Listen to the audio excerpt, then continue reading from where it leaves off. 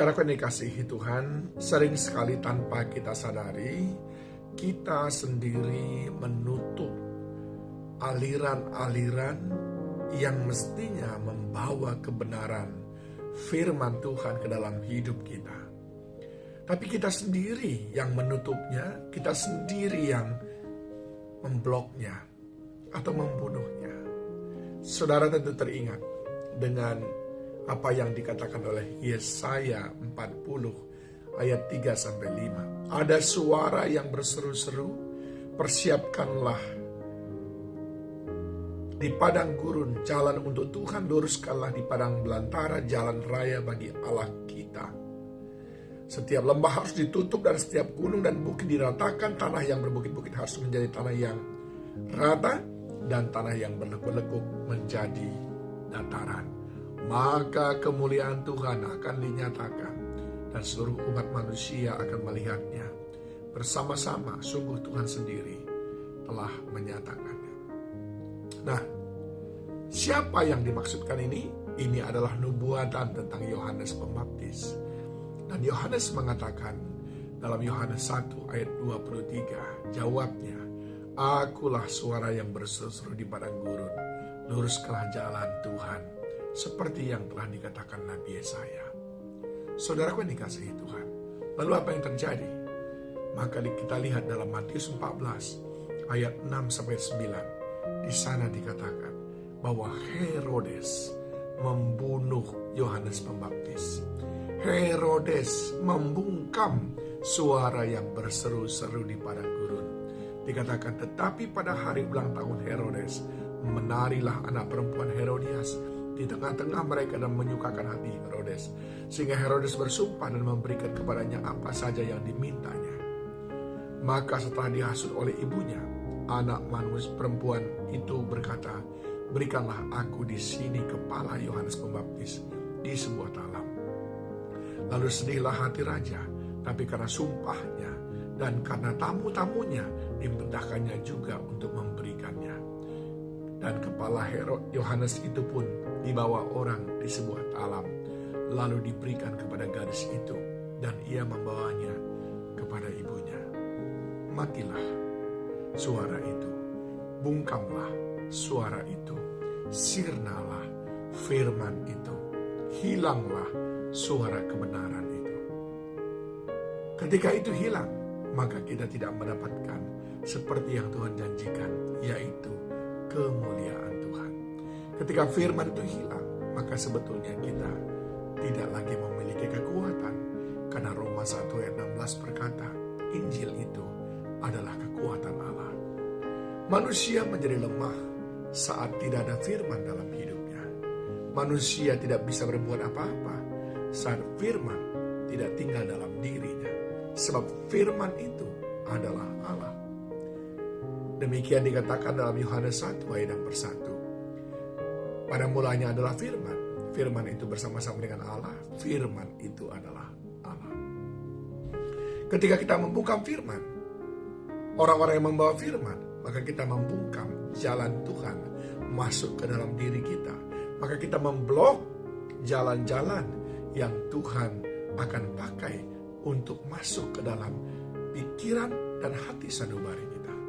Kita perlu mewaspadai ini. Apa saja yang sering sekali kita jadikan menjadi tindakan yang salah, sehingga kita membungkam firman Tuhan.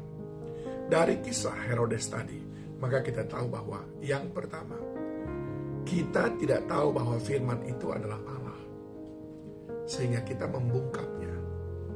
Padahal ketika firman tidak kita dengar, saat itu Allah tidak hadir dalam diri kita. Sebab iman timbul dari pendengaran. Pendengaran akan firman Allah. Saudaraku yang dikasihi Tuhan, ketika saudara, entah oleh karena ketidaktahuan saudara, tidak menerima firman, tidak memiliki sebuah dorongan mencari firman Tuhan, maka di sana tidak ada iman. Ketika tidak ada iman, Allah tidak berkenan atas hidup kita.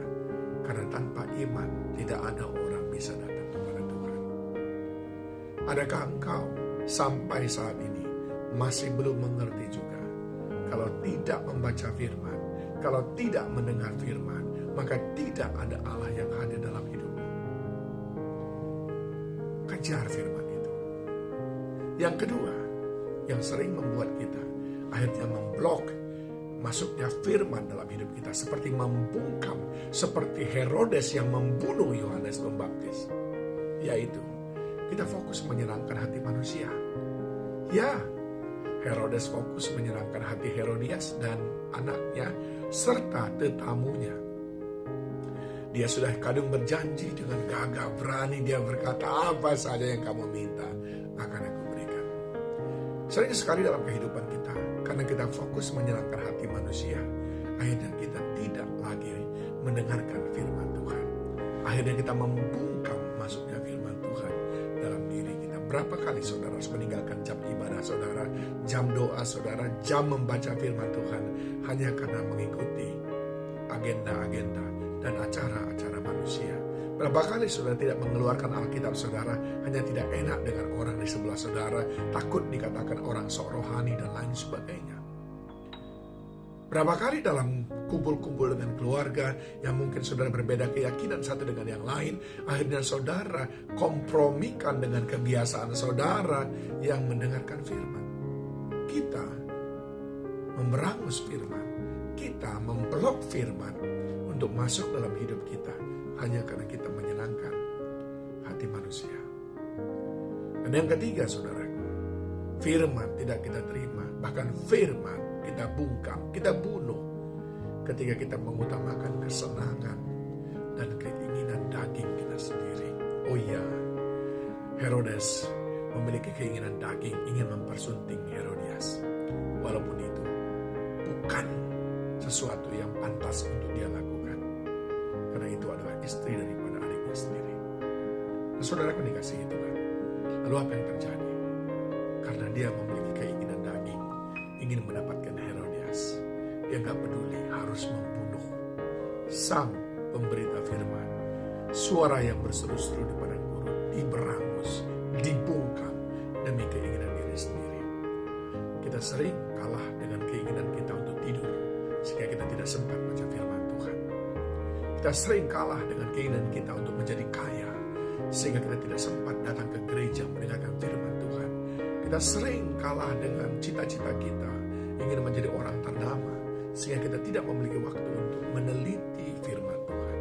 Ada banyak hal, kesenangan-kesenangan pribadi kita yang membungkam firman Tuhan dalam hidup kita. Waspadalah akan hal itu semuanya saudaraku.